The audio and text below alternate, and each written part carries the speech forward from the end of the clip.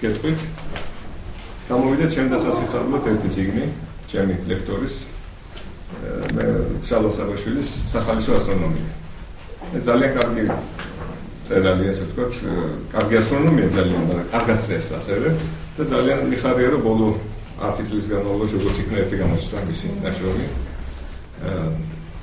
ეს მსგავს იმას ჰქონდა ადრეც გაკეთებული წიგნი, უსხვა სათაურით იყო, ახლა ცოტა შეცვალა და თანაც ორი მიზეზის გამო, ერთი ყველაზე ახალი პოპულარული წიგნი ასტრონომიაში, თანაც თქვენ შეიძლება გამოგაკვირთ ძალიან, თუ დარჩენილა დაიღებთ თუ არა და მე შემიძლია ჩემი ეგზემპლარი დაგეთოვოთ და თქვენის დათვალიერებლად წაიკითხოთ, რამდენადაც ჩართვით საჭიროა. მეორეც ის არის, რომ თვითონ უნივერსიტეტში ყოფნის დროს ჩემი ცოდნის ალბათ 80% მე არცით განმართ შეძენილი ასტრონომიაში. ანუ ეს არის ენციკლოპედიური განათლების ადამიანი, რომელიც კეპლერის არ იყოს ამბობდნენ 10% კაი დაწედა და 90% მეტად დაეჭვა თავის დროს ერთ-ერთმა მარქსისტმა თქვა ასე თქვა. ხო და რაც კეპლერმა დაწერა თავისი შრომები, იმისი 10% რო შეინარჩუნებია და არჩენ თვითონ დაეჭვავეს და გამოექვეყნებინა, რა დიდი საქმე იქნებოდა გაკეთებული. აი 1000 თქვა წარმოუდგენელი ნაზრების ზე დაკარგული დროის გამო, ხო? მაგრამ მე კიდე კარგი ის კაცი მე ბოლოში წერს, რომ ჩვენ საბოლოოდ იმის ნიჭიერად ჩავწვდეთ კეპლერის გენიას. ამით მაინც ასწორებს. ეს კონკრეტული პროფესორი იყო, პროფესორი ბერი, რომელსაც აქვს ძალიან კარგი წიგნი დაწერილი, ძველი წიგნია, მაგრამ კარგი წიგნი ასტრონომიის მოკლე ისტორია. და ძალიან კეპლერის თავისი ნაშრომები, პროფესორი კეპლერის ნაშრომები პროფესორი რუსულ ენაზე არის ნაშრომები, რომელიც გერმანულზეა მხოლოდ და არის ნაწილი ნათარგმნი. მაგრამ აი ჩვენ ჩვენთვის ყველაზე უფრო ამ საზოგადოებისთვის პირდაპირ ყველაზე უფრო საინტერესო რაც უნდა იყოს ის ნაშრომი მე მგონი მხოლოდ გერმანულად არის ის არის სფეროთა ჰარმონია ანუ კეპლერის ნაშრომი მის შესახებ რომ აი პლანეტები ნოტები რიცხვები ერთმანეთთან როგორ კავშირშია და მათი მოძრაობა როგორ ჰარმონიას ქმნის ანუ აქ ჩვენ ქონდა საუბარი ისეთ ვიწროზე შედარებით კეპლერი ყოფილა ის ადამიანი რომელიც ჰერმესის რიცხვთა თეორიის ჩასწვა. ყველაზე საინტერესო თეორია რაგერია თეორია, ეს არის ჰერმესის რიცხვი. ისიც მისდევარ. ეს მოკლედ ზეგენიოსი ადამიანი ყოფილა. კეპლერის ჰქონდა ყოველ შემთხვევაში ეს ნაშრომები ძალიან კარგი, ისინი დარჩენილი გერმანულად ესენი არსებობს. ნუ საჭიროების შემთხვევაში ჩვენ შეგვიძლია რანაირად გადავიდეთ მისი ასლი, თვითონ თბილისში არსებობს ეს წიგნი. და შეგვიძლია დავთვალიეროთ, თუმცა გერმანული მე არ ვიცი. პირდაპირ გიცხადებ თუ მე არ შემიძლია წავიკითხო რა წერაში.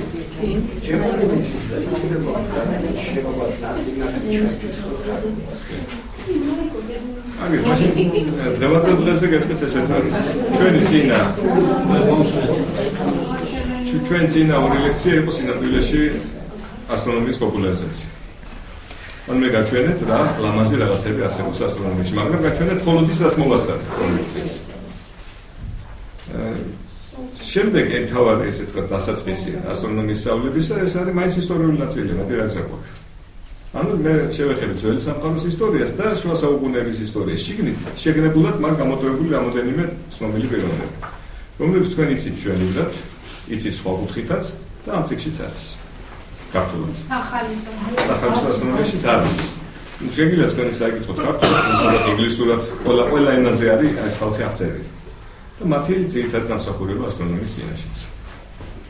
თქვენ მოყოთ მათი ცნოთ ზოგადი სახელით, ფილოსოფოსების სახელით, ცხადია და ასეც უნდა იყოს. იმიტომ რომ მაშინ ყველა იყო ფილოსოფოსი. უფრო მეტიც ძველი ბერძნები მაგალითად არ შეიძლებოდნენ ფილოსოფოსად, ანუ სწავლულად, თუ ისინი ამ ყველაფერს არ გამოთქვამდნენ ლექსად. ევკლიდეს გეომეტრია არის ლექსად დაწერილი. იქ არც ერთი თხრობითი წერადება არის ყველაფერი ლექსად. ამ გაგებით ახლა იშვიათად ვინმე იპოვოთ თქვენ ალბათ მეცნიერი, თუ მას შეეძლოს ამ მეცნიერი ბერძნული გაგებით უკვე პრაქტიკულად აღარ არსებობს. მოდი დავიწყოთ ესეთნაირად. ზუსტად გამოვედით იქით ოთახიდან ჩვენ ფესვებზე ვიდექით. მეც ამ ლექციას ვიწყებ ფესვებით. სურათი რომელიც აქ არის მოცემული მე მგონი გაჩვენეთ წინაზე, ესეც ფესვები, ეს ქართული სურათია. მე მადლობას ვუხდი ორივე ავტორს სურათისას, ესენი არიან პროფესორები ირაკლი სიმონე და ნოდარ ბახტაძე.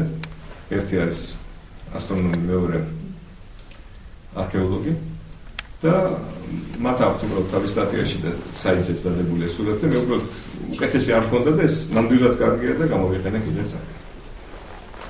ეს არის ძველი ძეგლი, არქეოლოგიური ძეგლი, რომელზეც რაღაცა ასტრონომიული შინაარსი არსებობს მნიშვნელოვანი.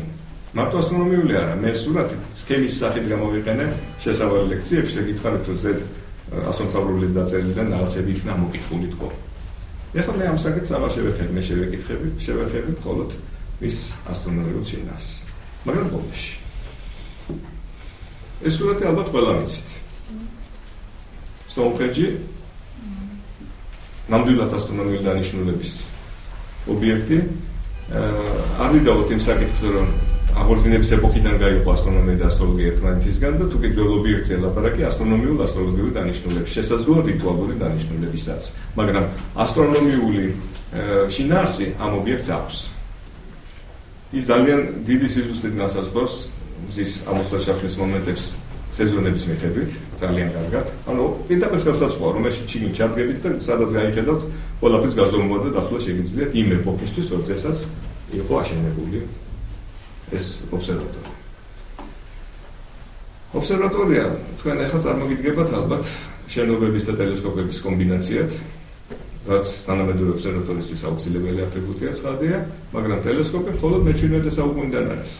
მანამდე რაც კი რამე იყო აშენებული ტელესკოპის საერთოდ ოცნებაც კი არა. არა, ოცნება შეიძლება იყოს, მაგრამ არ არის შემორჩენილი ეს ოცნება ჩვენამდე. დაახლოებითი თარიღი, ძველი წელთაღრიცხვის 2000 წელი. დაახლოებით.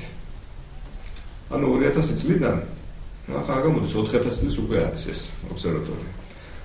ზოგს აქვს ინფორმაცია იმის შესახებ, რომ ეს არის უძველესი ესეთი ძეგლი. ზოგს აქვს იმის შესახებ ინფორმაცია, რომ ყველაზე გრანდიოზული ძველი ძეგლია. ეს მეორე ინფორმაცია უფრო სწორია, და მასზე უფრო ძველებიც არსებობს ისევ ბრიტანეთში. და უბრალოდ ასეთი სრულყოფილი არ არის, როგორც სტოუნჰენჯი. სტოუნჰენჯი იმდენად სრულყოფილი ასტრონომიული ობსერვატორია, რომ მის შესწავლას ცალკე მეცნიერები, ასე ვთქვათ, ემსახურებიან. იმდენად მნიშვნელოვანია და იმდენად ბევრიანია კიდევ ალბათ შესასწავლი. სტოუნჰენჯს მე მეტად არ შევეხებით, რომ ცხადია მის შესახებ რაიმე განსაკუთრებული ჩანაწერი არ არსებობს, გარდა თანამედროვე მეცნიერებისა, რომლებიც სწავლობენ მას. თვითონ ამბობს თავის თავზე ყველაფერს. სტოუნჰენჯის იმიტაციას თბილისშიც გაქვენა ნახე მე მგონი, როდესაც გადიხართ პირმის ტრასაზე და გაიხედავთ თემპის მიმართულებით. თაზე ზუსტად ამის იმიტაცია არის გაკეთებული. ხა რა თქმა უნდა ზუსტად გამეორებულია და გაკეთებულია და მინდა გითხრათ, შენობის პროცესში უფრო გრანდიოზული იყო. რაც ზემოდან ხვალ ადეს იმის. მოდით ეს გადახვევა დავამთავრეთ უკვე შეშინებების შესახებ და გადავიდეთ შენთვის. ხო, რა თქმა უნდა ეს არ მოხდა არაფერი, ყველაფერი დამთავრდა მარტივად, მაგრამ საქმე რაში არის? კატასტროფების მოყვარულები არ თავდებიან. რომლებიც სულ კატასტროფას წინასწარ მეტყველებენ და სულ რაღაცა მოხდება. ამიტომ ეხლა ყველაზე მთავარი საგანი დარჩა, რომ რომელიმე ასტეროიდი დაგვეცემა თუ არა თავში. ამას ითვლიან და არ მთელი ამბავი. ოღონდ ნაწილი კეთილსინდისიერად შეშინებულია და ისე იძახის ამას, ასე ვთქვათ, ნაწილი სრულიად დაფიქრებულად და შეგნებულად იძახის ამას, რომ მიიღოს მეტი დაფინანსება. ეს არის გავრცელებული პრაქტიკა ამერიკაში და ევროპაში, რომ შეაშინო მილიარდელები ისეთნაირად, რომ მათ ბევრი აქ დასაკარგე. რაოდენობით.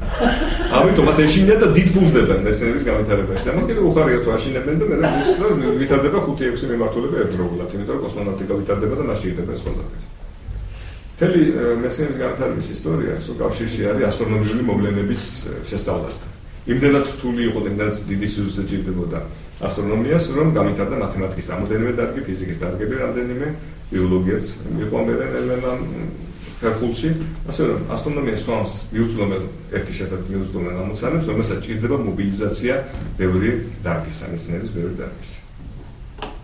მე გამოვტოვე ხედავთ ეგვიპტე, არაფერს არ მოპირდაპირ ბერძნული ტრადიცია დაწერე, აქ და გამჩერდი სურათზე, რომელსაც არავითარი კავშირი არ აქვს ასტრონომიასთან, უბრალოდ საბერძნეთთან აქვს კავშირი.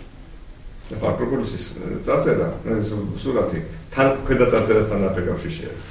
უბრალოდ მინდოდა რომ ელემენტარული დელფოსის ტაძრის შესასვლელის წარწერა შეიცან თავის შენი და არაფერი მოჭარბებული. ეს თარგმანში ცოტა სხვადასხვაირად ჟღერს ხოლმე ხანას ეხანისე, მაგრამ ეს ორი ძირითადი ინფორმაცია ძირითადად. რაც დაგვიტოვეს ბერძნებმა, როდესაც დაახლოებით 25 საუკუნის წინ 6 ბრძენი შეიკრიბა დელფოსის ტაძარში და 13 დღის ჯობის შემდეგ გამოიტანეს ეს ორი ინფორმაცია და წააწერეს ტაძრის შესასვლელზე. დელფოსის ტაძარი ეს გამოყვებული რომელშიც მეც წმინდა ადგილად ითვლებოდა სულ. Ничего себе того. Ничего себе. Познай себя и ничего сверх этого. Если სხვადასხვა თარგმანები არის, ამიტომ ამბობ. Финансовый это. Нет, здесь не так. Здесь подразумевается золотая схема. Финансовый это. Ну, за მოჭადრებული არ მოგივიდეს, მოიპოვო ის, რაც ერთი.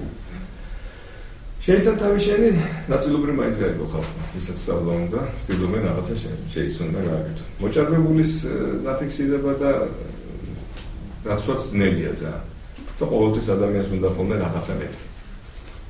რაღაცა მეტს როგორც კი შეიძლება, მე უკვე ლაგდება ყველაფერი. მაგრამ ეგვიპტეს მე არ შევეხე შეგნებულად. ეგვიპტე რომ დავიწყოთ ვერ დავამთავრებთ. ძალიან ბევრი. და ამ წუთას არც არაფერს არ მოგცემს, იმიტომ რომ ეგვიპტელების მოწაფეები იყვნენ ბერძნები. ეს იყო ერთადერთი ქვეყანა, რომელიც ეგვიპტემ აღიარა როგორც თავიანთი გამგზელებელი და შეგნებულად მათ ასწავლიდნენ თავიანთ ცოდნას. ცოდნას დაამორჩა. უფრო მეტის მათ მითითება მიიღეს, რომ იქ გადადის ცივილიზაცია, მანდებული იყვნენ მოეძებნათ ხალხს, რომელიც მათ კულტურას ესე იგი გააგზავნეს. პირველი იყო მაინც პითაგორა, ყველაზე დიდი. ასეც მოხდა. პითაგორას ბევრი რამე მიეწერება, ცხადია ეგვიპტეშიც იყო, შუამდინარეც ყოფნაც მიეწერება და ინდოეთში ყოფნაც, იმიტომ რომ აშკარად ჩანს მის ცოდნაში ინდური ცოდნაც. ძველ ბრაჰმანულ წიგნებში პირდაპირ წერია, როგორც სწავლობდა არქიმედე ბრაჰმანი. არქიმედე? კი. ისა პითაგორა. პითაგორას ყველაზე საყვარელი თეორემა იცით თქვენ, ეს არის სუფთა ინდური პროდუქტი. ჩინ არც ერთი წვეთი არ არის ბერძნული. პითაგორას უყვარდა და ხშირად იყენებდა ამ თეორემას, მაგრამ სინამდვილეში მან პირდაპირ წამოიღო ინდოეთიდან. და ინდოეთში შუა საუკუნეებშიც კი კარგად იყო შემორჩენილი ტექნიკა მიწის მოზომვისა, მართკუთხა სამკუთხედებად დაყოფის საშუალებით. ან მიწას დაყოფდნენ მართკუთხა სამკუთხედებად და ისე იღებდნენ ფართობებს, მასზე ზომავდნენ და მერე აზრებდნენ კონკრეტულ პიროვნებებს. ასე რომ ეს საკითხი ძალიან კაფიოდ არის შემორჩენილი. ეგვიპტეს აღარ ვეხებით და არ შევეხები ისლამურ ასტრონომიას. ამ ორ ნაწილს გამოვთვალეთ, შეგნებულად. რაღაც უნდა მოვასწროთ რა. პითაგორა. მე მოვიყვანე ორი ცნობილი, ასე ვთქვათ, ცნობილი წყალებში პერიოდი მისი ცხოვრებისა. ძველი წელთაღრიცხვის 570 წლიდან ძველი წელთაღრიცხვის 490 წლიდან ახლო 14 წლის ასაკია მითითებული.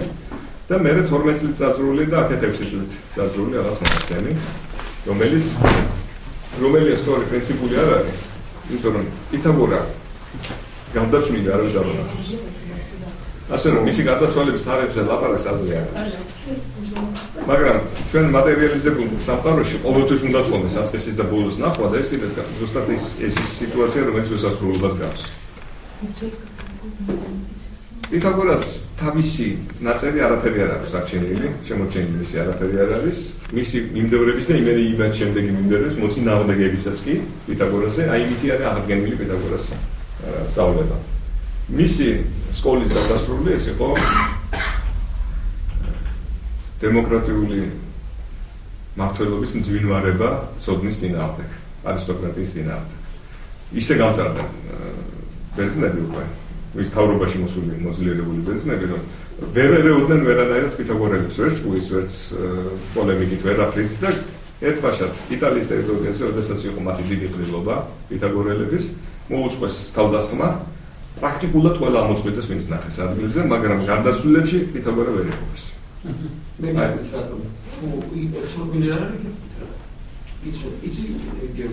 მოსაზრებები ამ მხოლოდ. მოწაფეები ყველაფერს აკეთებდნენ, რომ გადაერჩინათ პითაგორა.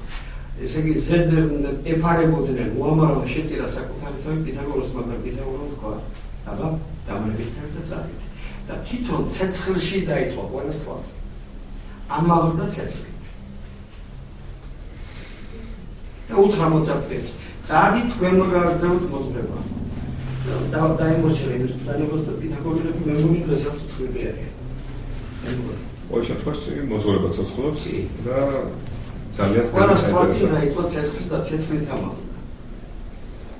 მოდით, გადავიდეთ ისევ პითაგორას შესახებ ზოგიერთ მონაცემზე. ეს უბრალოდ მონეტა არის მესამე საუკუნის პითაგორის შესახებ. პითაგორა დიდი პიროვნება იყო, შემოინახეს ისტორიაში და მონეტაზეც კი დახატული. ეს არის შუა საუკუნეების გრავიურა, რამდენადაც მე მახსოვს. და აქ არის ზუსტად მოყვანილი ის, რომ რიცხვები როგორ მღერიან იმისი ილუსტრაცია. ასე ვთქვათ, რამდენ სწორი, რამდენად არის სხვა ამბავია, მაგრამ ლაპარაკია რიცხვთა ჰარმონიაზე. ასე ვთქვათ, რომელიც აი დახატულია პითაგორა, ან პითაგორელი სულერთია, რომელიც აი უკრავს რაღაცნაირად სხვადასხვა რიცხვებით. თქვენ უამრავი გამოკვლევა შეგიძლიათ ნახოთ ცნობილი კომპოზიტორების, როგორ რიცხვების, როგორი ჰარმონია აქვთ მათ თავიანთ ნაწარმოებებში. პითაგორას თეორემა. ყველა მიცით, რომ ჰიპოტენუზის კვადრატი თოლია კათედრის კვადრატების ჯამის, მაგრამ ეს არის ილუსტრაცია ფართობებით. ანუ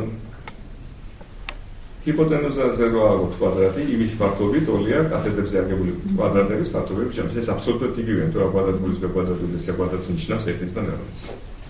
ეს არის ერთ-ერთი სახესხვაობა პითაგორას თეორემის. თავარი, რაც თქვენ უნდა გახსოვდეთ, ასე ვთქვათ, არ დავაბრუნოთ ამ კაცს ის, რაც მას თვითონ არ დაიბრალა ცხოვრებაში. ეს თეორემა მას აღმოტანილი ინდოელებისგან და სულაც არ იძახოდა ჩემიო. მე ძალიან მომწონს. ესე ვიცით ჩვენ გადმოცემით. ეს უბრალოდ რაფაელის ნახატი არის პითაგორელებზე. მე გადავწყვიტე და სულათები მეჩვენებინა და ამითი პითაგორას წყვიტავ. იმიტომ რომ პითაგორა ასტრონომიის ისტორიაში გასახილველი უკვე არ არის. ის იყო საფუძველი ყველას და ყველაფრის. მე ცოტათი ვეხები პლატონს და მის შესახებაც პრაქტიკულად არაფერს არ ვიტყვი და პირდაპირ გაგებით ასტრონომიაში მას არ აქვს გაკეთებული ბევრი არაფერი, მაგრამ იყო უდიდესი ფილოსოფოსი და ის არის შემდგომი ნაბიჯი პრაქტიკულად ბერძნულ ფილოსოფიაში. იმდენად სრულყოფილი იყო პითაგორა, იმდენად სრულყოფილი იყო როგორც ფიზიკური არსება. როდესაც ის ეგვიპტეს ქურუმების წინაშე წარდგა, ისინი ქურუმები იყვნენ. განუზომელად სულიერად სრულყოფილი, მაგრამ პითაგორას ფიზიკური სხეულის სრულყოფა შეიაშინა. ეს ვერ გაუძლებს თონებას და ცოდნას უღალატებს. ძალიან დიდხანს ცდილობდნენ, სანამ არ დასრულდნენ, რომ ეს არის მართლაც სულიერად და სრულყოფილ ადამიანი. და გამართლა ანდაზად სრულყოფილი სხეულში, სრულყოფილი სულის სრულყოფილს.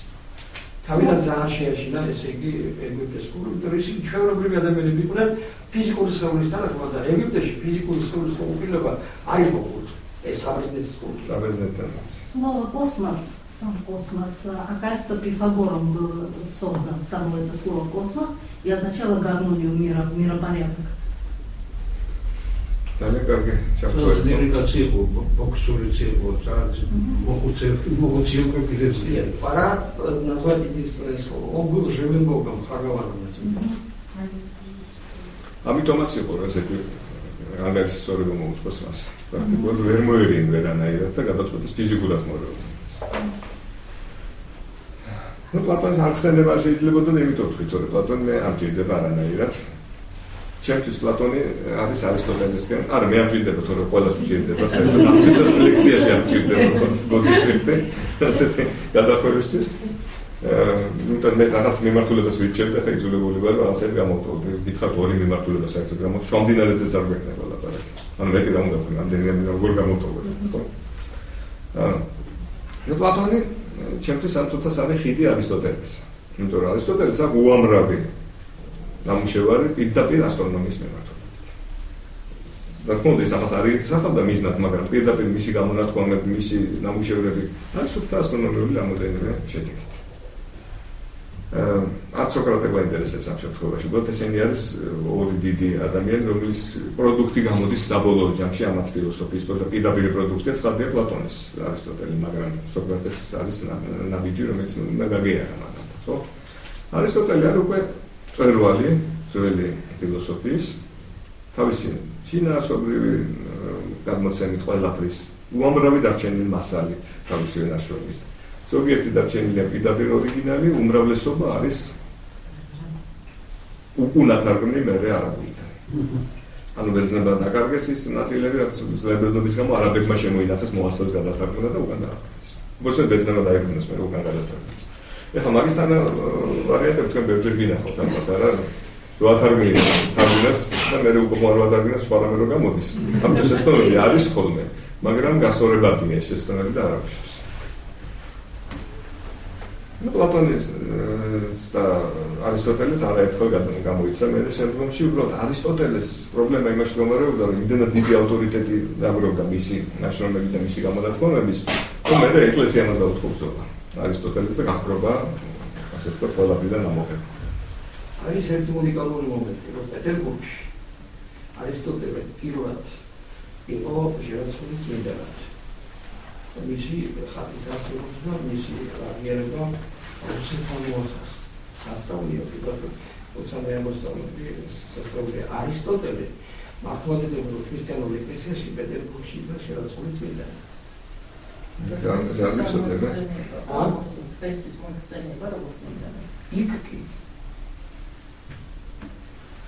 ეს სურათი არაფერს არ აძლევს გარდა იმისა, რომ გეტყვით რატომ ამოვიღე კონკრეტულად ერთ-ერთი ციგნიდან. ეს არის იმის ილუსტრაცია, რომ ყველა მის მე აქამდე დავასახელე.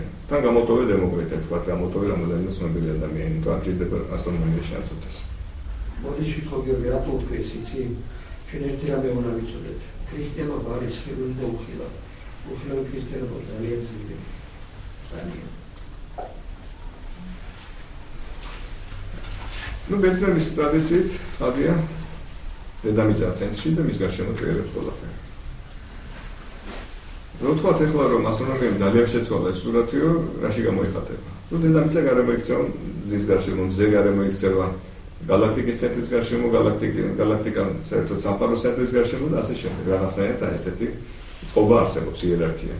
მეორე არის ჩვენას განვიცდით, ჩვენ ვართ დედამიწაზე, ჩვენ განვიცდით ყველაფერს აქ. და ჩვენ რასაც ვხედავთ, ის არის პრინციპში შედეგი ჩვენთვის ოღონდ. ასტრონომიაში თქვენ უნდა იცოდეთ, რომ გასწორება როგორ და რანაირად. თქვენ როცა ასტრონომს დაელაპარაკებთ, ის თავის არგუმენტებს დაიწყებს და შეიძლება იჩხუბოთ მე უბრალოდ, იმიტომ რომ სხვადასხვა რამეს ფიქრობთ. მაგრამ უნდა იცოდეთ ის რას ამბობს, რომ მივხვდეთ მისგან დაისი აღება შეიძლება ცოტას. აქ უბრალოდ ილუსტრაციაა დედამიწა ცენტრში და მის გარშემო როგორ ტრიალებს ყველაფერი. მე ერთი კაცი შემოვინახე, რომელიც ასტრონომიაში ძალიან მნიშვნელოვანია. მეხუთე საუკუნეში იყო ესეთი ფილოსოფოს მეტონი, რომელსაც ძალიან დიდი სიზუსტით მიუთითა, რომ 19 მზის წელი როცა გავა, თვალის ფაზები 235 ჯერ შეიცვლება, მე აქ ტერმინებში მწერია, მაგრამ მეუბნებით ახლა სხვა სიტყვებით. და ეს ყველაფერი არის 6940 დღე-ღამე. ანუ თქვენი სიტყვის პრობლემა არსებობს კალენდარში ყოველთვის, რომ წლის ხანგრძლივობა ვერაფრით ვერ გამოიხატება დღეების სრული რაოდენობით, ის არის მეათედები და მეასედები რაღაც, ხო? თქვენ ისიც იცით, რომ ვერც თვე ვერ გამოიხატება დღეების სრული რაოდენობით და ვერც თვეების სრული რაოდენობით ვახერხებთ ზუსტი წელიწადის შედგენას. და ამ დროს დიდ ციკლზე და ახ თუ ისე დიდ 19 წლიანი წელიწადის ხანგრძლივობაზე ამ კაცმა იყო ესეთი საინტერესო აღწერა. თანამედროვე მონაცემებით 19 წელი არის 6939.6 დღე-ღამე. 6939, ანუ 6940-თან ახლოს არის ძალიან 600 დღე-ღამე და 235 ესეთი თვე არის ისევ 6939.79. ანუ 700 დღე-ღამე. ანუ მაშინდელი შესაძლებლობებიდან უნიკალური შედეგი აქვს მეტონს დადებული თავის თანამონაწილესთან ეუქტემონთან ერთად მან გაზომა ამ აკვირდებოდა მზებუდობებს ყველას ასე ვთქვათ და ამ გაზომებით ის წელიწადის ხანგრძლივობას მუდმივად ადგენდა გაზაფხულიდან ზაფხულამდე და ამას ადარებდა ერთმანეთთან და შესაბამისად გამოიყვანა ეს საშუალო ხანგრძლივობა გეწოდებული ტროპიკული წლის რომელიც არის 365.242 ეს ციფრებში ვიკითხოთ ესეთი ხანგრძლივობის. ტაროს არკანებში არის ეს ნამჩვენები, იმიტომ რომ მე-19 ტარო არის მზე. ეს სოვილია ყოველთვის რომ 19 წლიანი ციკლია და უნდა იყოს ჩადებული ესეთ კარგია. მე ტაროს არკანები არ ვიცი, ყოველთვის ისე ზედაპირულად ძალიან არასოდეს არ გამომიდენებია. შესაბამისად სტუდენტებს ძალიან კარგი. უნდა ილუსტრაციას სხვანაირ ძალა არ ექნება ხო? ანუ ასტრონომიული დაკვირვებებით არის დადგენილი ძალიან დიდი კანონზომიერებები. ეს ჩვენ მე დაგჭირდა. თან სამივე ეს ჯამი 10 იძლევა 19, 235 და 609. ოკეი, იმიტომ რომ ნორმალურია მაშინ. რაღაც თქვი რომ სეპიოტებია. ხო, მაგრამ ეს 10. 10 და 1 გამოდის. კარგი, გადავიდეთ შემდეგზე. არისტარქე სამოსელი. ეს უკვე სრულიად სხვა ნაბიჯი არის ასტრონომიაში. ეს არის ადამიანი, რომელიც ყველაფერი არის პროდუქტი უკვე. მას აქვს ყველას ინფორმაცია, უყურებს ყველაფერს, რა ხდება და უცბად გადადის ჰელიოცენტრულ სისტემაზე. ანუ ის ამბობს, იცი რა, დედამიწა არ მოიქცევა მზის გარშემო.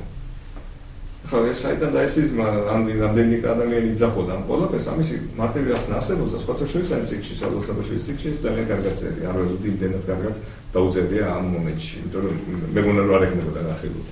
თორე თუ მოგილებდა რა აკეთებდა ის.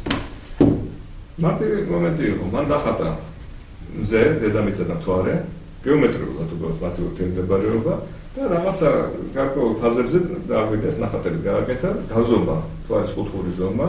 ეს ყველა სამკუთხედები რაც მიიღო, იმ სამკუთხედებში დააწერა თავისი მნიშვნელობები, თქვა ამ გაზომილი მონაცემების. და საბოლოო ჯამში მიიღო, რომ გაცილებით უფრო დიდი არის მზე მთვარესთან შედარებით და დედამიწასთან შედარებით. და აქედან ლოგიკურად მივიდა, იქამდე ის გაცილებით დიდია და იმ დიდის გარშემო უნდა რეალობდეს პატარა. და გარემო იქცევს. ანუ აქედან მივიდა, ეს უბრალოდ ლოგიკურად მივიდა აქამდე. ანუ სხვა დასკვნა არ ჩანს ის გამო ეს ყველაფერი. არისტარქე სამოსელს აქვს ეს მათემატიკურად, გეომეტრიულად ზუსტი ნახაზი დატოვებული ჩვენთვის და თქვენ რომ ეხლა აიღოთ და ზუსტი მონაცემები თითოეული სამკუთხედის გვერდებისა და კუთხეებისა რაც მან გამოიყენა. აიღოთ ასტრონომიული კალენდრიდან და ჩასვათ აქ. მიიღებთ ზუსტ მანძილს გიზემდე. აქ მარტი მიიღო რომ მხოლოდ 20 ჯერ შორს არის ჩვენგან. ანუ მიიღო ისეთი ზომა რომელიც 20 ჯერ პატარაა ნამდვილს. იმიტომ რომ კუთხე ვერ გაზომა კარგად. თვალეს რო შეხედა მოეჩვენა 4 ჯერ უფრო დიდი ვიდრე არის. თავის განზომილებით დასაწყობებით. ეს განსაცდელი უმარტივესი იყო და ხარგალს არ აღემატებოდა ზომით. შესაბამისად მას დანაყოფები ძალიან ცოტა ჰქონდა და კუთხის ზუსტი გაზომისა დიდი არ ჰქონდა. აი, მხოლოდ ამის გამო არის ეს შეცდომა დაშოვა. ეს კიპაკი შევეხეთ წინა საუბრებში, მოგონ საერთოდ არა. ეს არის ადამიანი, რომელიც პრაქტიკულად არავისთვის არ არის ცნობილი, ვისაც ასტრონომია არ აინტერესებს. არადა მას აქვს ძალიან დიდი მიგნებები ასტრონომიაში. ეს არის ადამიანი, რომელმაც მინიმუმ 2 გენიოსური აღმოჩენა გააკეთა 20-22 საუკუნით ადრე. ვიდრე ასტრონომია მიაღწევდა ამას. და კიდევ 3-4 სერიოზული წარმატება ჰქონდა მას. ანუ სწავლობდა გაკეთდა თვალის მოძრაობას, მზის ხილულ მოძრაობას, ცხადია ახლა თორსა უნდა მას ზუსტი მონაცემები ჰქონდა ყველაფერს თვითონაც სწავლობდა. და აქვე მაქვს მითითებული არნახული სიზუსტით გაზომა, მზისა და მთვარის ზომა. ანუ მათ ხელსაწყოები გაუმჯობესა. სავარაუდოა რომ ზომები გაზარდა ხელსაწყოებისა და ამიტომ წრეულ გალებზე რომელიც მას ჰქონდა, უკვე დაყოფა თითოეული გრადუსისა უფრო წვრილმანი იყო და ამიტომ უკეთესად ზომავდა. იპოვა პარალაქსი ეს არის შესაძლებელი გადაადგილება ვარსკვლავის ცაზე ან ობიექტის ცაზე, რომელიც ჩვენი მოძრაობის შედეგი და არა იმის მოძრაობის. მე გავიციე და ამიტომ მომეჩვენა სხვაგან. აი ეს მომენტია და მან ეს თეორიულად პირდაპირ დასვა და დაიწყო მისი ძებნა. სხვათა შორის პარალაქსი მე 19 საუკუნეში დიდხანს ეძებდნენ და აღმოაჩინეს სულ სხვა რამე აბერაცია. და მე იყო ეს პარალაქსი, რომელიც აბერაცია დიდია ზომით უფრო, ანუ როცა ჩვენ მივარგებით 1-4 ლექციის შემდეგ განსხვავებას ეთქვით უკვე ამას. ხო, და შექმნა ვარსკვლავთა კატალოგი. ან კატალოგები ჩვენ რო ვიცით, აი რასაც დავაკვირდო ყველაფერი დავდები და მე ვისაც უნდა შეადაროს თავისას და ამით რამე დასკვნა გააკეთოს. პირველი კატალოგი აქვს გაკეთებული იფარს. მე არ მაქვს თარიღები აქ მითითებული, თუმცა მე ვინ არის, უნდა მიმეთითებინა. ეს არის უკვე მეორე-პირველი საუკუნე, ანუ 1 საუკუნის შემდეგ არისტარქე სამოსელიდან. ანუ დიდი არისტარქე და მე დიდი იფარქე მოდის.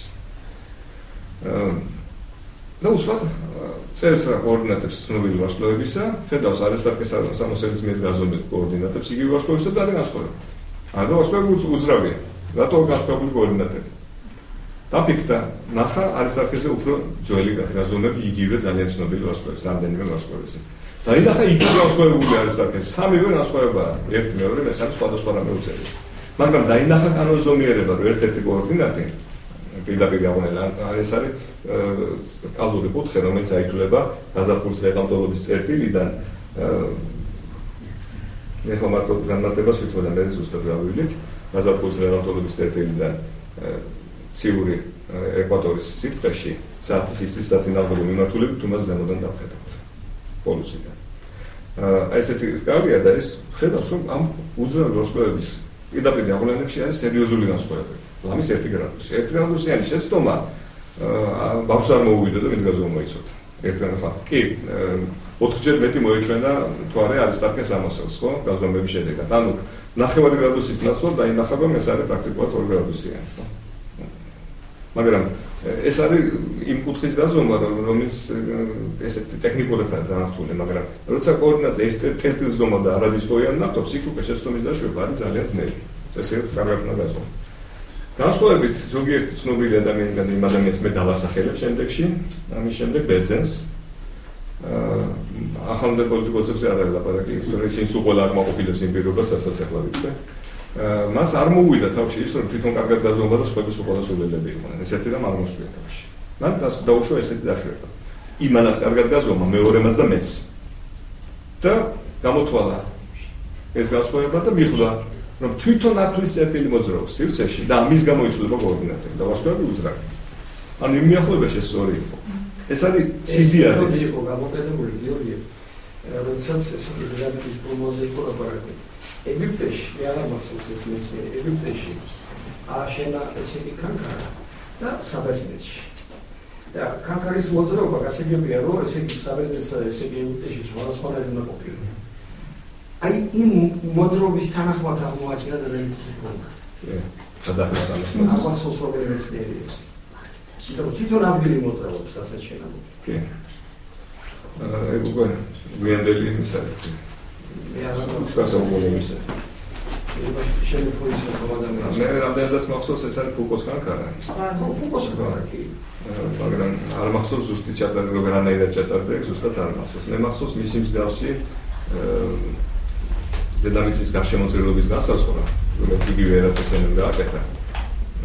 ბუდისტი ერატოსთენე არ მეხსენებია. ერატოსთენე იყო ასეთი გეოგრაფი ძალიან კარგი, რომელმაც გაზომა პრაქტიკულად მზის სიმაღლე ორი სხვადასხვა ქალაქიდან და ამ სიმაღლების სხვაობა და მანძილი გამოიყენა და შესაბამისად მიხვდა დედამიწის გარშემოწირულობას, რომელიც სინამდვილეში გაზომა 5%-ის იზუსტით. ძალიან მაღალი იზუსტი გაზომა. ანუ 40,000 კილომეტრზე ცოტა მეტია და 39,600-ია. ეს ძალიან მაღალი დონის იზუსტი. ეს სხვადასხვა ეხლა მახსოვს კაკეთო დღეს ვატვალერი დამციქს დაკეცა. ან რეკლამას ვაკეთებ თავიდან გონდეს. შემოიტანა ასტროფიზიკის ელემენტები. კიპარკი. სასწაულია ეს ასტროფიზიკა მე-19 საუკუნეში ძლივს დაიწყო. მეორე ნახევარში განსაკუთრებით. მანამდე იყო მარტო მზის ხაზები, ფრაუნჰოფერის ხაზები დაგეგმებული და სვერჩი გაშლილი და მეტი არაფერი არ იყო ცნობილი. და თქო ესეთი რამე მე ხედავ ვასწავლს, ეს არის კაშკაშა. ხედავ რომელიც ძლივს ჩანს, ის არის ნაკლებად კაშკაშა. კიდევ ხედავ მათ შორის შუალედურებს. ამიტომ ყველაზე პირველ ოჯახი პირველ კლასს, ყველაზე ნაკლებს ოჯახი მეექვსე კლასს.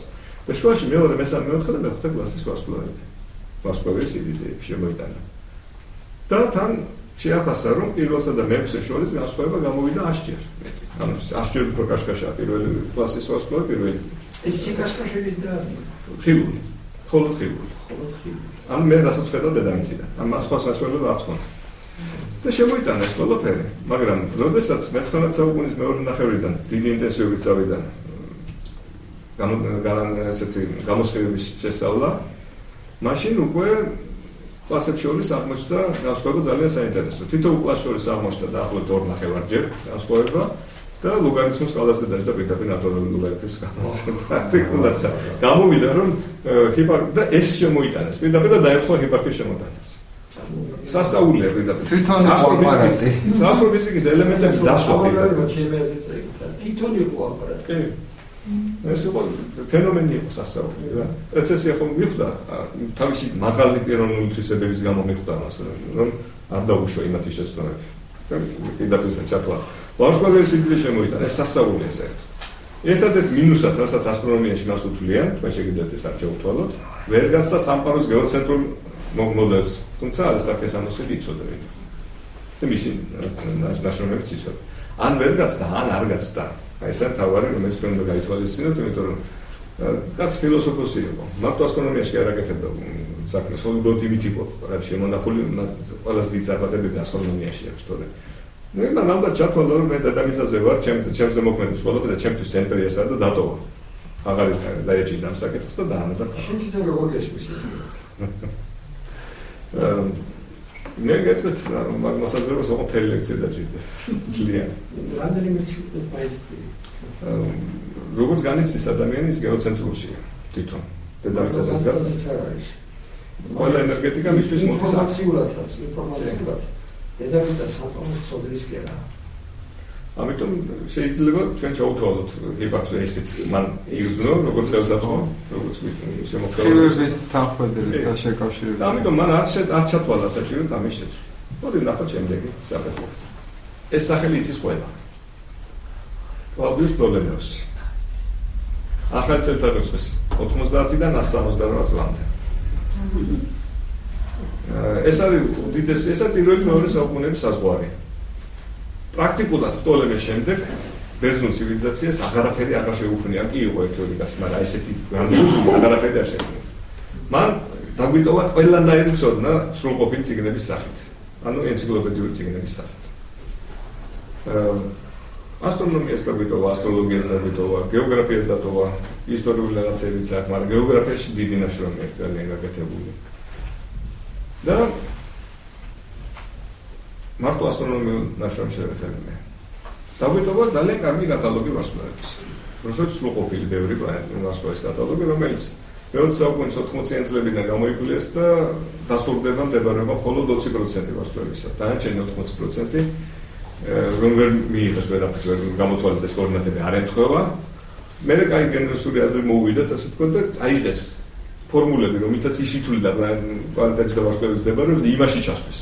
და გამოვიდა ზუსტად ის მონაცემები, რაც აქვს კატალოგში. ამიტომ არსებობს ეჭვი, რომ 80% თავისი დაკვირვებული მასალისა მან გააყალბა პირდაპირ გამოთვალა და იქ არის ეს ვარსკვლავები დაწერა პირდაპირ. და არსებობს იგივე ესეთი კლავდიუს პტოლემეოსის დანაშაული. წელიწადია დიდი, რომელშიც არის ახლანდელი გამოთვლებით ადასტურებენ, რომ იქ არის მხოლოდ 20% ნამდვილად დააკვირდა დანარჩენები, ეს ყველაფერი გამოთვლილი მის თეორიით. ამიტომ ინფორმაცია დატოვებული პტოლემეს მიერ არის სერიოზულად შესამოწმებელი ორი მიზეზის გამო. ერთი რომ ეჭვი არსებობს უკვე, მეორე რომ მისი ნაშრომების ნაწილი ასევე დაიკარგა და მე ნათარგმნია მანამდე სანამ დაიკარგებოდა არაბულიდან, მე არაბულიდან არის უკან დაბრუნება. აი სიტყვის ალმაგესტი რომელიც იცით თქვენ ნაწარმოებები ისე არაბულიდან უკან დაბრუნებული გადმოთარგმნილი ვერსიაც. პტოლემე იყო ძალიან დახელოვნებული გეომეტრი, მათემატიკოსი, რომელმაც განავითარა ძალიან კაფიოდ გეოცენტრული მოდელი და ჩაამატა შიგნით, ესე იგი, არა მარტო ის, რომ ბერძნებს ეს მოდელი ყველაფერი აუცილებლად უნდა იყოს სრულყოფილ ტრაექტორიებზე, ანუ ყველაფერი წერზე უნდა მოძრაობდეს, არ შეიძლება ეს რამე სხვანაირზე იყოს.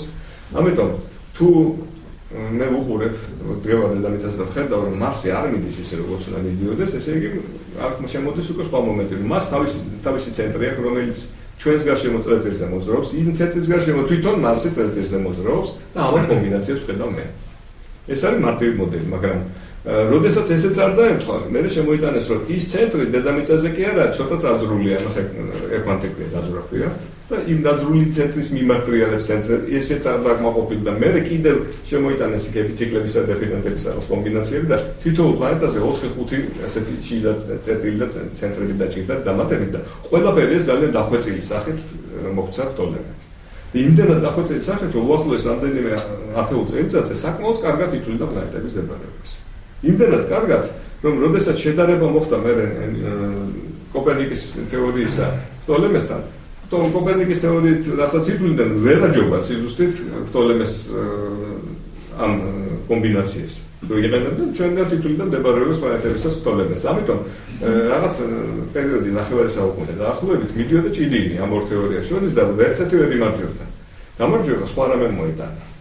გამარჯვება მოიტანა ისევ გეომეტრიულმა პატარა ექსპერიმენტმა, რომელშიც პირდაპირ გამოჩნდა, რომ კოპერნიკი მართალია. ცენტრის თვალსაზრისით. მოდი გადავიდეთ შემდეგს. აი როგორ ჩანს და როგორ ფიქრობდა ვთქვათ პტოლემე. მარტივი მოდელია, კონცეპტი, მხოლოდ ერთი ცენტრი გვაქვს შემოტანილი. ნახეთ დედამიწა, მარსის ცენტრი და მარსის ცენტრის გარშემო არის თვითონ მარსი მოძრაობს. მე ვხედავ რანაირად, სადაც ვხედავ იქ წერტილი ისმევაც ასე. ამიტომ წავიდა წინ დაბრუნდა უკანახეთ, აი ჯერ მეჩვენება რომ წინ მიდის Მარსი, მაგრამ როგორც კი აქეთ წამოვა ცენტრზე, მე წამოვა და უკანა მოძრაობას. ეს რეტროგრადული აქეთ დაყალიბდა. რეტროგრადული მოძრაობის ახსნა ტოლემეს თეორიის შესაბამისად. ამ რეტროგრადული დროს მაქსიმალურად გვიახლოვდება. დაახლოებას და ახლა როგორც კი განვიხილოთ ნამდვილ მოდელს უკვე დავინახოთ რომ მაგის გამო არ გვიახლოვდება. მან არის ცოტა სხვა მომენტი, უბრალოდ ასტრონომია სცილდება. და როგორც კი შევეხებით მაგ მომენტს, მე განვიხილოთ რატო ხდება. ასეთი ახსნა მოგცა, ითვლება ყველაფერი წესი, ყველა კმაყოფილია. მთელი 15 საუკუნე მთელი ევროპა კმაყოფილია. ამ ახსნით, არ მარტო ევროპა, ვინც იცის ყველა კმაყოფილია. მოდი გადავიდეთ რას იძახის სინამდვილეში რა ხდება. ნუ ესეც ილუსტრაცია, ნამდვილად ეს ხდება, მოვიდა, Მარსი წამოვიდა, ეს რეალური ერთწლიანი მოძრაობა, ერთ-ერთი 2003 წელს Marsისა შემოვიდა, აქ სქემა არ არის, უბრალოდ დახატულია ცისთაცე როგორ მოძრაობდა რაღაც თანავარსკვლავედების გასწვრივ. ნახეთ, დაგეთქვა. ის ხსნის ყველაფერს, მაგრამ მე გაჩვენებთ კოპერნიკმა რა გააკეთა. ატარა შესავალი. კოპერნიკი იყო კარგი გვარიშვილი, ასე ვთქვათ, რომელიც გაუშვეს სასწავლად პოლონეთიდან იტალიაში. ყავდა ძალიან დიდარი ბიძა, მამა ღარიბი იყო, რომელიც უხდიდა ფულს იმაში, რომ იურისპრუდენცია შეესწავლა. ამაზე ჭირვით ეზარებოდა იურისპრუდენცია და იგივე გულით წავიდა და ასტრონომია ისწავლა. მაგრამ ეს წელიწადში აღმოაჩინა ბიძამის ეს ყველაფერი და შეუწყვეტა ფულის მიცემა და დააბრუნა პოლონეთში. და ესეთი ნახევრად ფაბრიკატი წოდნით დაბრუნდა ეს კაცი, სასულიერო იერარქიის გზით წავიდა და სიცოცხლის ბოლოში იყო კარდინალი. მაღალი რანგის საეკლესიო მოღვაწე, ხა მაგის ზემოთ პაპია იყო, ხო მეტი არაფერი არა. კარდინალი იყო. როდესაც მას უკვე შეუჩნდა ეს იდეები იმის შესახებ, რომ ზე მართლა იტალიაში გაეცნო თანამედროვე იდეებს ყველაფერს და შესაბამისად დაულამდეს სულ ყველაფერი გააკეთა და წიგნი გამოსცა ზუსტად თავის გარდაცვალების წელიწადს. 1000 ახსნა არსებობს, რომ მან ბოლოს მაინც გადაწყვიტა და გააგზავნა დაბეჭდა და სოციალობას მიუტანეს და ცოცხალმა ნახა ეს იგი თუ არ ნახა. არსებობს აზრი იმის შესახებ, რომ გარდაიცვალა და მის მოსავლეობა სასწრაფოდ გამოსცეს და ასე ვთქვათ, მიიტანეს და ლეგენდა შექმნეს ამის შესახებ, მაგრამ ყველა ვარიანტში ეს მისთვის ძალიან სახიფათო იქნებოდა ეს ხალხია. იმიტომ რომ სასულიერო მოღვაწე ამას თუ ითხოვდა, იმას არანაირად არ დაინდობდნენ ხალხი. ამიტომ ჩვენ ნუ გავშით მას, ეს იყო ესეთი მშვიდი ადამიანი, რომელსაც უყვარდა წყნარი, კარგი მშვიდი ცხოვრება, მინიმალური მოთხოვნილებებით იყო და მიუხედავად ამ ყველაფრისა უამრავი ბრძოლაში აქვს მონაწილეობა. მიყევი ტევტონების ორდენს ებრძოდა, რომ პოლონელები დაეცვა მათ შემოსევებს და საკმაოდ წარმატებით აკეთებდა ამასაც. ანუ ცხოვრება მან გაიარა პრაქტიკულად ხალხის სამსახურში, პრაქტიკულად. და ეს ერთადერთი რაც დატოვა ისიც, რაც ყველაზე მეტად უყვარდა, ესეც ხალხის სამსახურისთვის დატოვა. მოდი გადავიდეთ ჩემს. აქ ფორმულებს ნუ მიახსენებთ ყურადღებას, თუ ვინმეს დაგჭირდება, მე გამოვიცვლით ეს ერთადერთია ჩვენთვის, მაგრამ მე მაინც დავტოვე რა კონფიგურაციები არსებობს პლანეტების ამ მზის გარშემო. ზეცემჩია, აი შიდა პლანეტა, ვთქვათ, ვენერა. აქ ამ წეწირებად ხატია, მაგრამ წეწირები არ არის, ცოტა გაწელილია, დედამიწა და გარედან ვთქვათ Მარსი, ხო? თუ მე აქ მოძრავ, ცოტა ნელა მოძრავ ვიდრე ვენერა უფრო სწრაფია მზის გარშემო, რაც უფრო ახლოს მიყვარს ეს და უფრო სწრაფად დაგათრიალებს, ხო? და გვიჩვენებს სიტუაციებს, რომ აი ესეთი შეერთება არსებობს, შიდა შეერთება. როცა ორივენი ის ერთ წრეზე აღმოჩნდება, თქვა დედამიწა, ვენერა და მზე, ისეთნაირად, რომ ვენერა ჩადგა შუაში ჩვენთან. მეორე ვარიანტი არსებობს, რომ რაღაც პერიოდების შემდეგ ისე მოხდება დედამიწა, მზე და მე ერთ ხალხს იქნება ვენერა, ანუ გარე შეერთებაზე, ესეთნაირად ლაპარაკი. ეს მაჩვენებლები უბრალოდ ამ სქემიდან რომ დავიმახსოვროთ რა ხდება. გარე შემთხვევაში არის ესე, ან განაწილებიან, პრინციპულად იგივეა პრინციპში. მზე, დედამიწა და Მარსი, თუ არა და დედამიწა, მზე და აქეთ ხარ ეს Მარსი. გარეთ შეერთება ესა. ხო? და ამათ მიზდა მიხედვით თუ რომელზეა ლაპარაკი შიდა თუ გარეზე ითვლება მარტივი ფორმულით. მაგრამ თავარი მომენტი რა არის, რომ აქ შეგვიძლია ახსნა ვცადოთ იმისა, აი ორივე პლანეტა რომ მიდის რა ხდება. თქვათ შიდა პლანეტა მოძრაობს აქ რაღაც სიჩქარით გარეთა, კიდე რაღაც უფრო ნაკლები სიჩქარით. როცა მე ქვემოდან ვეწევი პლანეტას, ხო? მაშინ ჯერჯერობით ისეა სიტუაცია, რომ ის მიდის ცაზე წარმა მიმართულებით, მაგრამ როცა მოვეწევი მას, ხო? და გადასწრებას დაუწყებ, მე მეჩვენება რომ ის უკანა იდის. ანუ რეტროგრადული მოძრაობის ახსნა ჰელიოცენტრულ სისტემაში ძალიან ბუნებრივად და ადვილად არის. თუმცა ვამბობ ისევ რომ გეოცენტრულში ეს უმაღლეს კლასამდე აიყვანა ტოლემემდე ისეთი ვარიანტები დაატრიალა, რომ ძალიან ზუსტად ითვლიდეს ეს ყველაფერს. მოდით შევხედოთ ახლა როგორ ჩანს კოპერნიკის სისტემაში ეს. და ის რა? ეს. ნახეთ, ახლა ხედავ, სად ხედავ მე ამის უკან აგერ ხედავ, ხო? მე წავიდა გადავასწარე, მეჩვენება რომ უკან წავიდა. წამოვიდა, მეწევა და უკვე წავიდა ისე ზემოთკენ მარსზე. ანუ ახსნის მექანიზმი აქაც არის. ისიც ლამაზი იყო, ესეც ლამაზია, ორივე ხსნის პულსს და რეტროგრადულ მოძრაობას პლანეტის. ამით თქვენ ვერ გაარჩევთ ჯერ რომელი მართალია და რომელი ტყუის. ხო? როდ ესეც ილუსტრაცია, ესეც ილუსტრაცია, მეტი არ აქვს. მოდით გადავიდეთ კიდე შემდეგ მომენტზე, ეს ერთ-ერთი სურათია, მაშინ ვიდეოთი ვეკვირდით, ასევე მარსის მოძრაობა ცას. ხო? აქ არის ზუსტად თანდათანობითი ახსნა იმ ვიდეოსი, რაც გაჩვენეთ. პირველი მდებარეობა დედამიწის, პირველი მდებარეობა მარსის ცაზე ხედავ აქ. ცაზე უნდა დაგეგმილდეს ის მდებარეობა და ცაზე დავინახო, ხო? გადავედით აგერ მეორე მდებარეობა, ცაზე ხედავ უკვე გაცილებით წინ წასვლის ძალიან სწრაფს, ხო? მესამე მდებარეობა, კიდევ ზემოთ წავიდა. მეოთხე მდებარეობა, აგერ იმის გარეთა პლანეტის მეოთხე მდებარეობა უკვე ქვემოთ წამოვიდა. ანუ წასული იყო და ქვემოთ არის უკვე წამოსული ეს პლანეტა. ანუ რეტროგრადული მოძრაობა ადვილად იხსნა.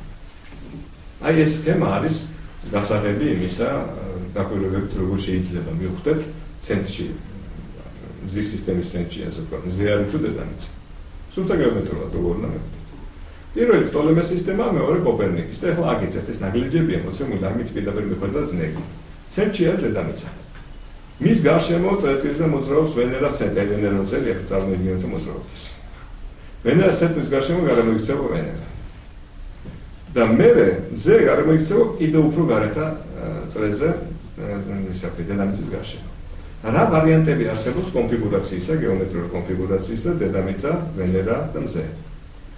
ვენერას ცენტრი ყოველთვის შუაშია მზესა და დედამიწას შორის, ოღონდ თვითონ ვენერა ამ ცენტრის გარშემო რომ მოძრაობს, ის რაც შეიძლება იყოს, ცოტა გვერდზე, ყველა ვარიანტს მოვანახავთ ჩვენ ამისის. ხო, რაღაც პერიოდებში სულ დადგება და ხან ასე იქნება, ხან ის. ყველა ვარიანტში როგორ არის? მზიდან განათებული ნაწილი ვენერას არის მზის მხარეს, გაუნათებელი ნაწილი არის ჩვენ მხარეს, ამ მოდელის მიხედვით. ну ცოტათი ზემოდან განათებული, ცოტა გვერდიდან ამას პრინციპული მნიშვნელობა არ აქვს, მაგრამ ფინალი განათებული ნაწილს არასოდეს არ მოგვიშვას ვენერა, იმიტომ მზე იქით ხარესა. აი ეს არის ამ მოდელის თავარი ასი. ამიტომ თუ კი ჩვენ მას პატარა ტელესკოპში ან ჯოგრიჩი დავაკვირდებით, ვენერა რადოსაც უნდა დავაკვირდეთ, ყოველთვის უნდა იყოს ნამგალი რომელიღაცა მხარეს. ან ცოტა ზემოდან, ან ცოტა ქვემოდან, ან მარჯვნიდან, ან მარცხნიდან. სხვა შანსი მას არ აქვს, იმიტომ განათება იქიდან და ხოლო პატარა ნაწილებს თუ დაგვანახებს ვენერა ამ კონფიგურაციაში. ჰელიოცენტრულ სისტემაში მზე ცენტრია, მის გარემო გარემოიქცევა ვენერა და მის კიდევ გარშემო გარემოიქცევა მზე.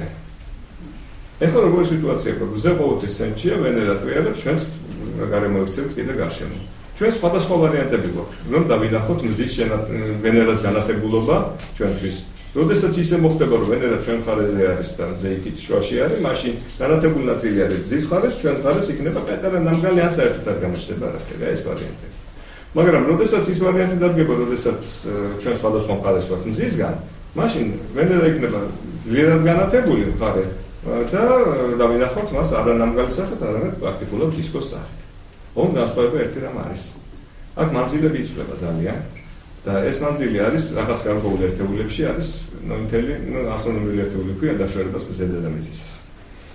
და ვენერა დაშორება 0.7 ასტრონომიული ერთეულით, დედამიწა 1-ით. ანუ მათ შორის უახლოესი მანძილი 0.3 რაღაც მომენტში ერთ წელს თუ დადგება და ვენერა ჩვენსკენ თუ არის. ანუ მე თუ ახლოს მყავს ვენერა, მისი იქიდან ნაწილია განათებული და პატარა ნამგალი შეიძლება დავინახო, ოღონდ ის იქნება ძალიან დიდი ზომის, იმიტომ რომ ახლოს არ ჩემთან. ნამგალი დიდი უნდა დავინახო ტელესკოპში. მაგრამ შორს თუ წავიდა ის, ხო, მეორე მხარეს თუ დადგა, მე დისკოს განათებულს ხედავ, მაგრამ დისკო უნდა იყოს პატარა ზომის. განსხვავებასაც გეტყვით ზომაში.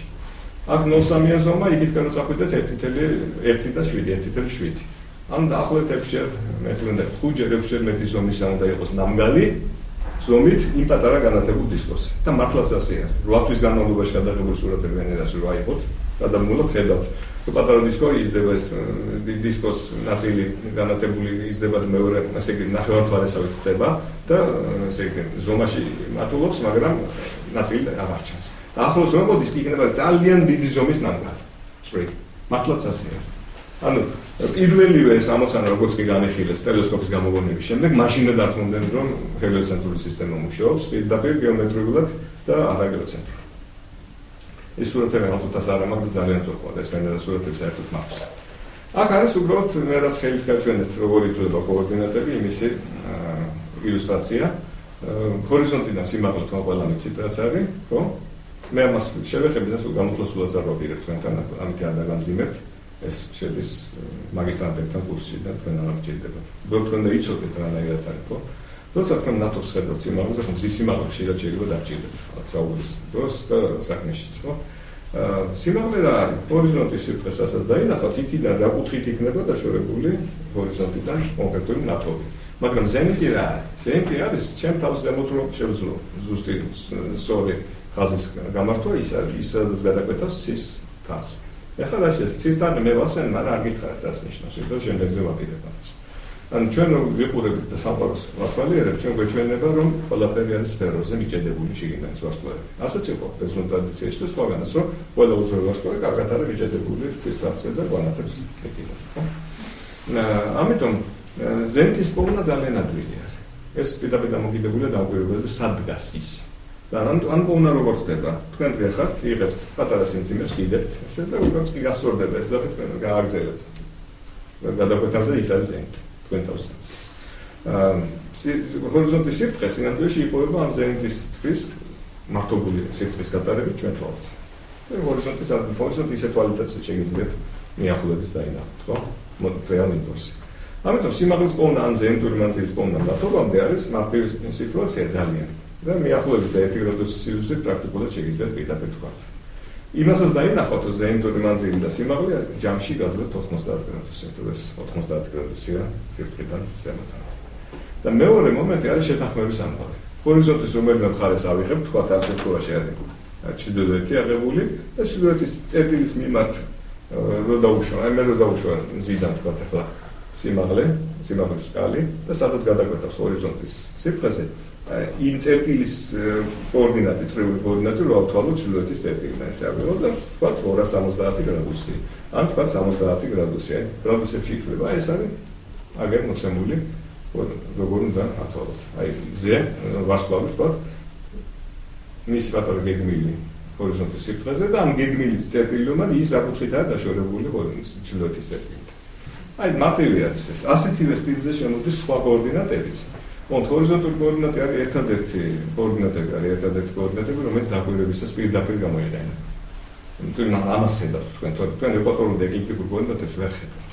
ის უნდა გადაიყვანოთ მაშინ იმ დროის შესაბამისად, რა დროში დააკვირდეთ, გადაიყვანოთ გადაყვანის ფორმულები არსებობს და მიიყვანოთ უფრო სტაბილურ კოორდინატებამდე, რომ შეძლოთ ძველი მოაზროვნეების მიერ გაკეთებული ჩანაწერების გააზრება. ისინი წერდნენ ან ეკვატორულ კოორდინატებში, ან ეკლიპტიკურში. Georgi, tu შენ აგარგიზიანებს ზოგჯერ ჩვენი იარაღი.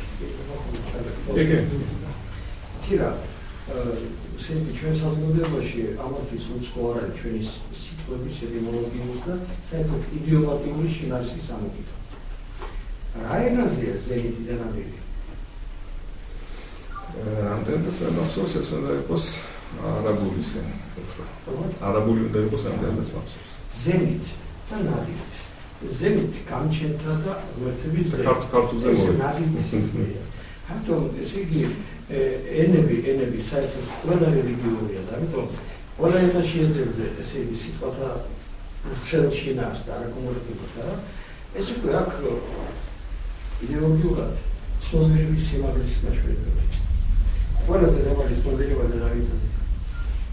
და ამიტომ არის დედამიწაზე ყველაზე მეტი ცოდნა ნადირების გამოსაყვანად.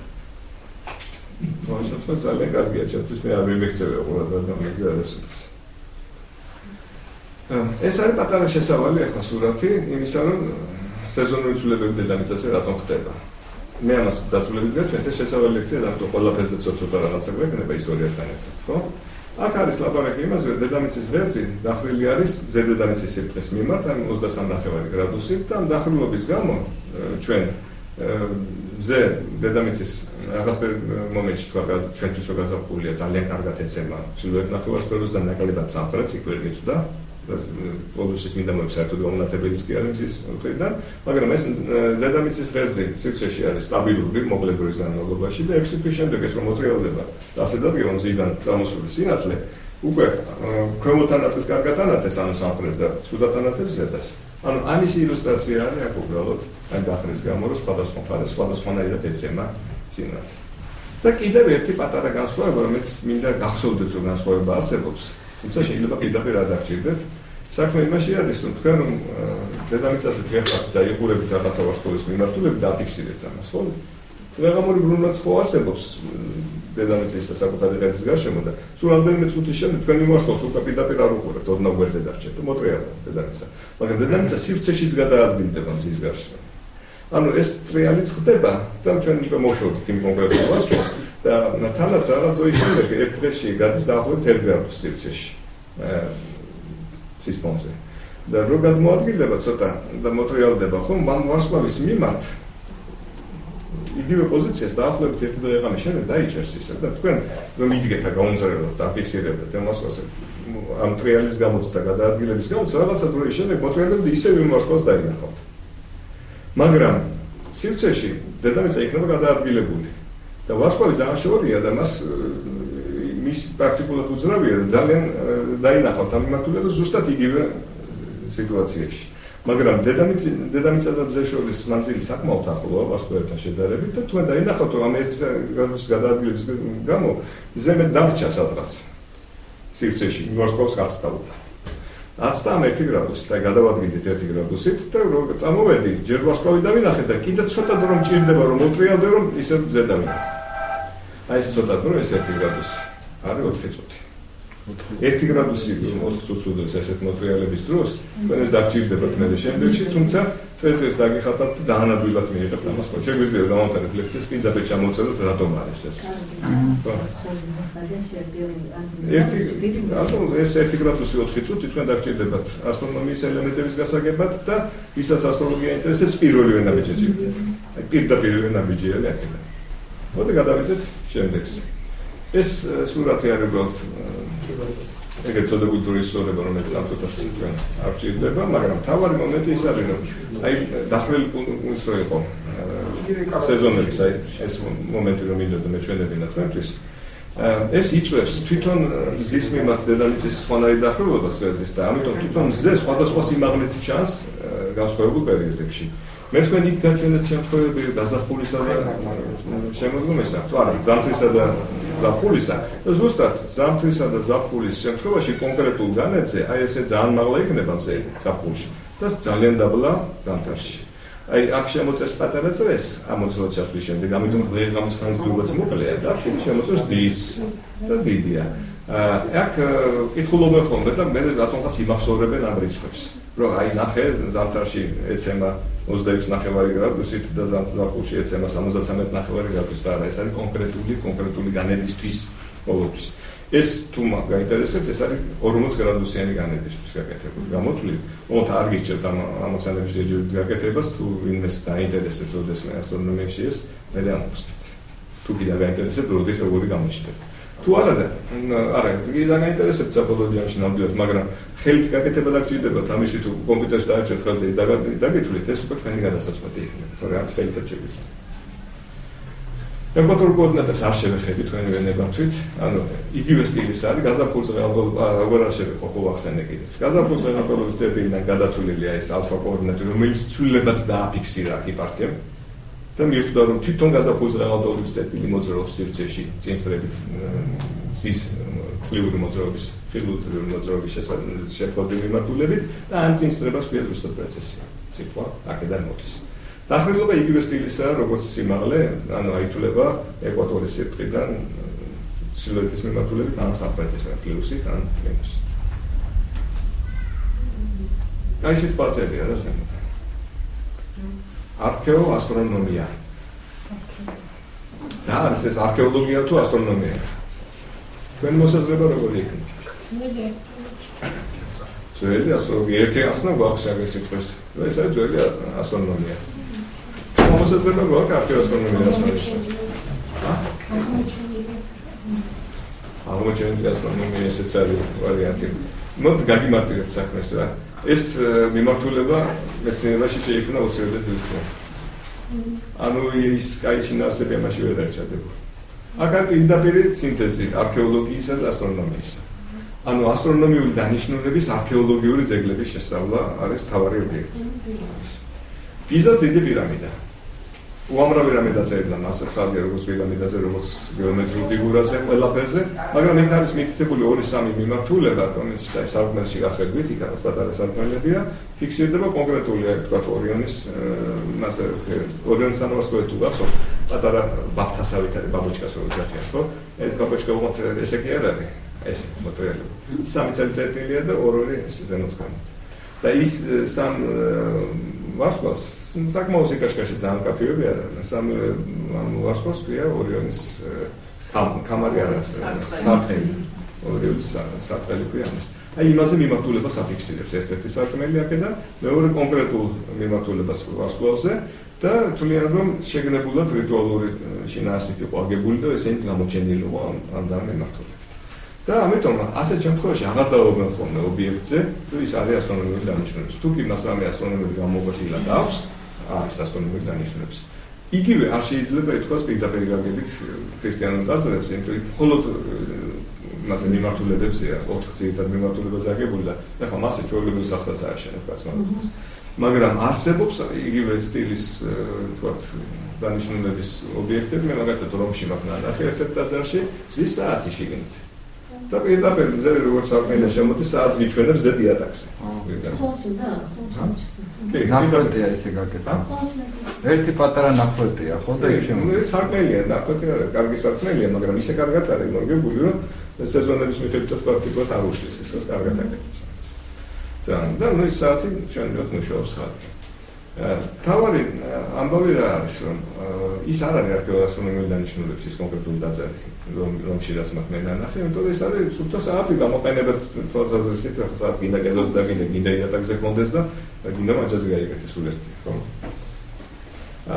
მაგრამ როდესაც ობიექტს აქვს აი მეორე შეგიჩვენებთ იგივე სურათს, ითიც დავიწყე, იმით მომთავრებ მე პირველ ნახევარს ახლა.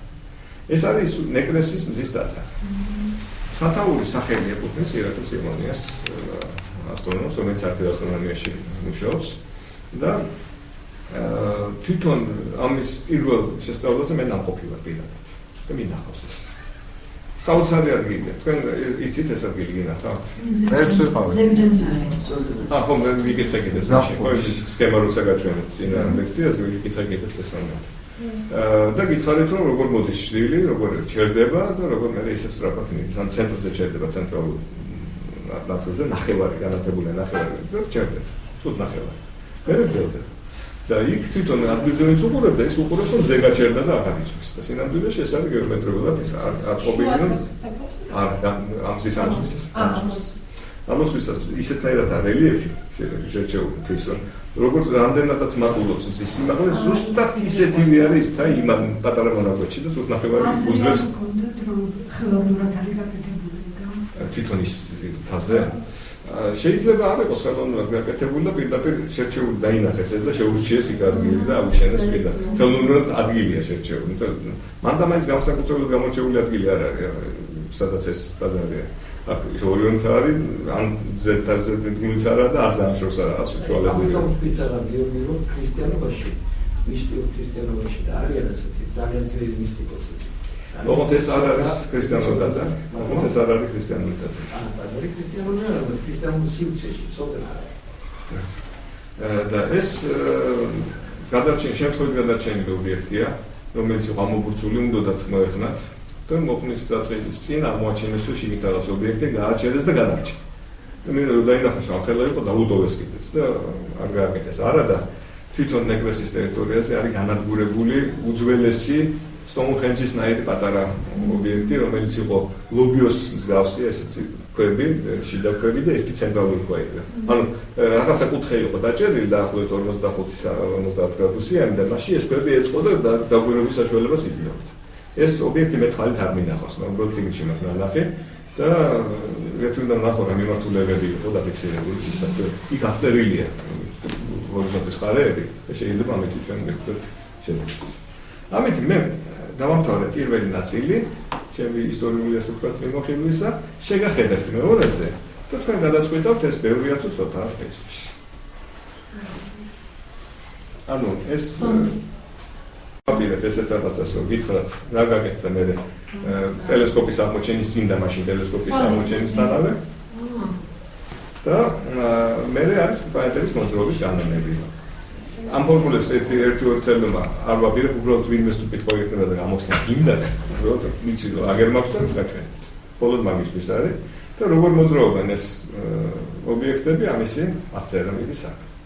ამ ფორმულასაც კი რომ ეს თქვენ ჩვენივეთ იცით რომ სოფლიო მიზიდულობის კანონია, მხოლოდ და მხოლოდ იმიტომ გაჩვენებთ რომ იქ წერდა და ჩაგასმენოთ რიცხვი მაშინ დაინახოთ შედეგი. ამისთვის ახლა ზედაპირად რომ არ გააკეთოთ და პირდაპირ აქ დაინახოთ. ანუ აქ სინამდვილეში არის კეპლერ-ნიუტონის მიდამოების მიმოხილვა მეორე ნაწილში. კეპლერს იმდენი დამსახურება აქვს მარტო სუფთა ასტრონომიაში, რომ მისი ცალკე გამოყოფა ღირს. და ნიუტონი არის ვირგვინი ამ ყველაფრისა პრაქტიკულად ნიუტონის არც კეპლერი ამოცნობილი ბოლომდე, არც ნიუტონი. მაგრამ ნიუტონის შემდეგ რაც გაკეთდა, ის მოდი მე თანდათანობით რა ნაწილებს რო შევისწავლეთ, შიგადაში გეტყვით და ისტორიას არ გავყვეთ. ის უკვე იქნება საკითხებზე აგებული. ამავე დროს თქვენ ალბათ ინტერესი გექნებათ საითკენ მე მაინც შევეცდები რამე წიგნს დავყო ერთ-ერთს, რომ თქვენ შეგეძლოთ იმ წიგნის გადათვალიერებაც. და თუ კი თქვენ მომცემთ იმის საშუალებას, რომ შეგიძლიათ ინგლისურად კი არ წაიკითხოთ, გადაათვალიეროთ და ერთი-ორი სიტყვა მოიკითხოთ, მაშინ მოგცემთ ძალიან კაი წიგნს, ელექტრონულ ვერსიას, რომელიც ყველაზე უფრო საყრდენია და შიგნით გამოვტოვებთ რაღაც ფორმულებს, რომელიც არ ვჭირდება. ცოტაა ფორმულების ფოტოშოპში შიგნით. ეს არის სინამდვილეში მოგზაურობა ასტრონომიაში. დაახლოებით ესეთი რამ არის ფიქსის წიგნი, ძალიან კარგი და მაქვს მისი ელექტრონული ვერსიაც. და საუკეთესო ილუსტრაციებითა. თუ თქვენ მოგეწონებათ ეს ილუსტრაციები, მე გადავაწყობ ჩემს საჩვენებელ მასალებს და ამ ილუსტრაციებს ჩავხლეში. ელექტრონული თარგმანი არ გამოდგება, მაგრამ მაინც რაღაცას ხომობს. არა, მიხდებიან, არ არის მარტივი თათადაძე. მე საშუალოდ ვიცი ინგლისური, უფრო უარესისგან, ალბათ მაგრამ გითხულობ თავის. კარგი ლექსიკონი ლექტორში ისე და ეს ასე რომ მე მოდით ესეთაერთ ვისა. თქვენ მოგაწოდეთ ამ წიგნის ელექტრონულ ვერსიას, უბრალოდ ლექციაზე კონტენტ ხოლმე ეს USB ფლეშკები და ყველაფერს გადაგიცეთ რაც გინდათ. აბსოლუტურად. ერთი და მეორე ნაწილი ამ ინფორმაციის ისე რეკლამა გამოდის, ამ წიგნში კიდევ ქართულად წერია. მაგზინსაც შეიძლება. ეხლა უკვე გამომივიდა რეკლამა ისე. არა, რა ქონდა ვიცოდე. ცოტა ვიხმარეთ. ეს წიგნი ჩვეულებრივ მაღაზიებში არის 14 ლარი, გამომცემლობაში არის 8 ლარი. გარედან ფერადია, შიგნით შავთეთრია ყველაფერი, მაგრამ გამომცემლობა არის ინტელექტი. ეს არის ვახუშტი ბაგრატიონის 77. ანუ ვახუშტის ხიდს რო გადახვალ და პირდაპირ შეიჭრებით ესე ემისკენ აქ ვახუშტის ვერ დაეტაკებით აი ვახუშტის ქუჩაზე. ქუთაისის პარალელურად. ტირაჟი რა უშელა შეიძლება. აბიცი. აი ციგნების მაღაზია სად არის? ციგნები არის მაღაზია 67 ნომერში არის პირდაპირ თავისივე. მარჯვენა შესაძლებელი. თავისივე გამოსცემლობა. ტირაჟი არ ვიცი რამდენი არის. მე დღეს ავიღე ციგნი ამ ძირას ამიკითხებს. უბრალოდ ამ კაც ვიხსნობ კარგად და ვიცი რომ ყოველთვის კარგად ხო, აქ პარადოქსია სხვათა შორის, მინდა გითხრათ. გამომცემლობა ინტელექტი 2015 წელი ესე წელი. თქვენ არ არსებულ წიგნს